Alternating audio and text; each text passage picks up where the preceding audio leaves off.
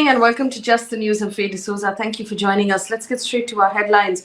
The officials of the Election Commission met with the Union Health Secretary Rajesh Bhushan to review the COVID situation ahead of the assembly polls scheduled in 5 states early next year. The meeting comes after the Allahabad High Court urged the Election Commission and the Prime Minister to postpone the upcoming Uttar Pradesh assembly elections because of the threat of Omicron. Now, the Election Commission officials had told the Indian Express, and I quote out of the Indian Express, that the Commission would proceed to Lucknow on Tuesday afternoon for a scheduled poll preparedness review meeting there to return on the 30th afternoon. Elections are expected, like I told you, in Uttar Pradesh and several other states, Punjab, Uttarakhand, Goa and Manipur early next year. Speaking of India's COVID situation, India has reported 578 cases of Omicron as of today. Delhi reported the highest number of the new variant at 142, followed by Maharashtra at 141. Kerala and Gujarat have reported 57 and 49 cases respectively. Now, let's take a look at the total number as well. India has reported a total of 6,531 new COVID cases in the last 24 hours, 315 deaths. That number seems to be rising on a regular basis. That is what is causing concern. Now, of that concern, the central government has warned the state governments right now not to let their guards down amid the Delta and the Omicron variants, and have informed the state governments to impose what they called need-based local curbs and restrictions in the ongoing festive season. The statement said, and this is out of the Economic Times, I'll quote it, this is from the central government to all state governments. The country has witnessed an overall decline in active cases. However, the new variant is reported to be at least 3 times more transmissible than the Delta variant of concern and is posing a new challenge of COVID containment measures in the country. Now, let me just take you through some of the announcements. Remember, the Prime Minister announced that there will be vaccinations available for children between the ages of 15 and 18. Starting the 3rd of June, the central government has also now informed that registrations for these vaccinations will start on the 1st of January on the CoWIN platform. The CoWIN platform chief, Dr. R.S. Sharma, has said that children can use their student ID cards or their Aadhaar or other identification documents to register. The Prime Minister also announced, remember, booster shots, or what they call precautionary shots, to be given to frontline and healthcare workers starting the 10th of January.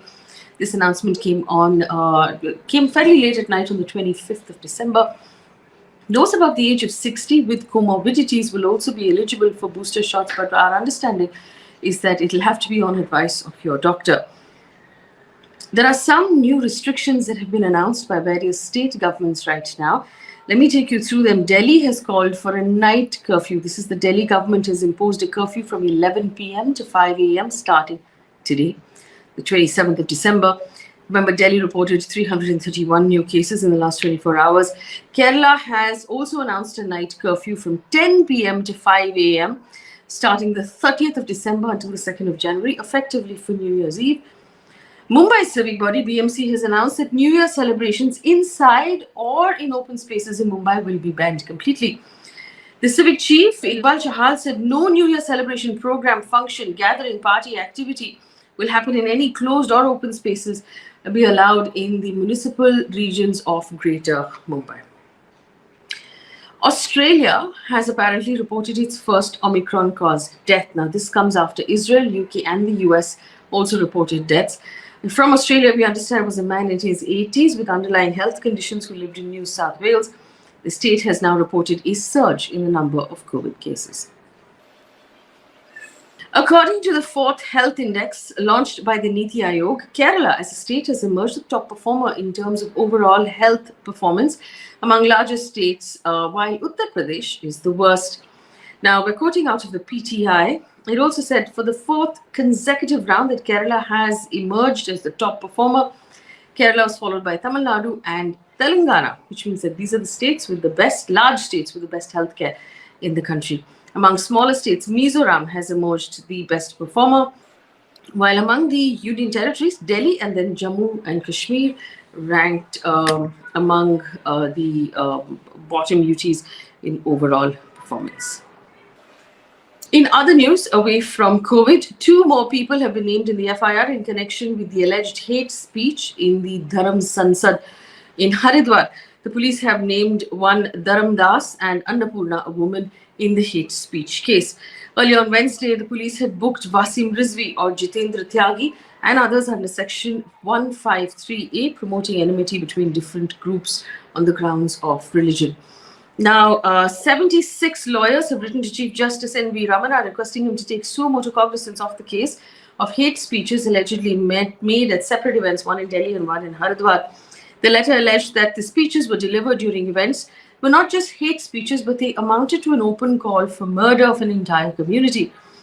The letter read, and I quote, "The said speeches thus pose a grave threat not just to the unity and the integrity of our country, but they also endanger the lives of millions of Muslim citizens. It is also pointed out that the recent speeches are of a particular series of similar speeches we have come across in the past.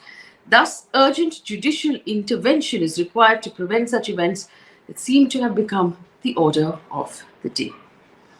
To give you context, it was a 3-day Dharam Sansad, or basically a religious parliament, that took place between the 17th and the 19th of December, held in Haridwar. A series of hate speeches, videos then went viral from there, calling for violent targeting of the Muslim community in India. It hasn't stopped though. It seems to continue. The Chhattisgarh police has now lodged an FIR against Kalicharan Maharaj for objectionable remarks made against Mahatma Gandhi and the praising of Gandhi's assassin, Nathuram Godse. At the Dharam Sansad held in Raipur on Sunday this week, he said, and I quote, "Unfortunately, Mohandas Karamchand Gandhi destroyed the country. I hail Nathuram Godse for his assassination," end quote. In the viral video, the crowd is seen laughing and praising him. BJP MP Tejasvi Surya has said that he unconditionally withdraws his comments on Hindu revival or the bringing back of the Hindu fold, all those who converted over the course of India's history. At an event in Udupi's Sri Krishna Math on Saturday, Tejasvi Surya made a statement, and I quote, this is from the video, "Those people who have left their mother religion for various socio-political, economic reasons over the course of the history of India, those who have gone out of the Hindu fold must be brought back in whole, brought back into Hindu faith, or brought back into the mother faith." The video went viral over the weekend. Today, Tejasvi Surya tweeted, and I quote, he said, "I spoke on the subject of Hindu revival in Bharat. Certain statements from my speech have regrettably caused an avoidable controversy. I therefore unconditionally withdraw my statements," end quote. On to some politics. The Aam Aadmi Party has secured the most number of seats in the Chandigarh Municipal Corporation polls. It won 14 out of 35. The BJP got 12 seats. The Congress Party got 8, and the Shiromani Akali Dal got 1 ward. Aam Aadmi Party leader Raghav Chadha, who was on the ground, said Chandigarh is just the trailer. Punjab is the whole movie. Elections were held on Friday in Chandigarh. Quick look at news coming in from the world of business right now. The Department of Telecommunications has announced that metros, big cities including Gurgaon, Bangalore, Kolkata, Mumbai, Delhi, Ahmedabad, Hyderabad, Pune will be the first places to get 5G services next year. The government plans to hold spectrum auctions for 5G in March, April. That's early next year. In September this year, the DoT sought recommendations from the telecom sector regulator on the auctioning of that spectrum. Let's also give you a quick look at news coming in from across the world right now. In its latest directives issued on Sunday, the Taliban has said that Afghan women seeking to travel long distances by road should be offered transport only if accompanied by a male relative. Other restrictions on women include banning them from secondary schools and workplaces. The Taliban also have said that public transport should not be allowed or offered to women unless they're wearing the full hijab. The Taliban had taken over the country in August this year. They kept talking about how this was a different and more progressive Taliban and the women will not be persecuted. But with every move, it does seem that it's moving towards making women prisoners, which is a terrible thing for the international community to sit silently and watch happen. The Chinese envoy to the US has said that if a Cold War is launched against China, China will not be the loser. Mr. Qin Gang went on to say, and I quote, "Those people cannot win the Cold War. First, China is not the former Soviet Union. The Chinese Communist Party is not like the Soviet Union Communist Party. The Chinese Communist Party is old, 100 years old, celebrating a centenary, eating a very big birthday cake." End quote. And a piece of positive news before we leave you for today. Swiss citizens will be able to change their gender legally by visiting the civil registry office from the 1st of January.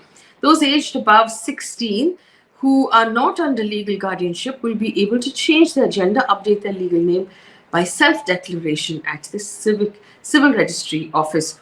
Younger individuals will require the guardian's consent.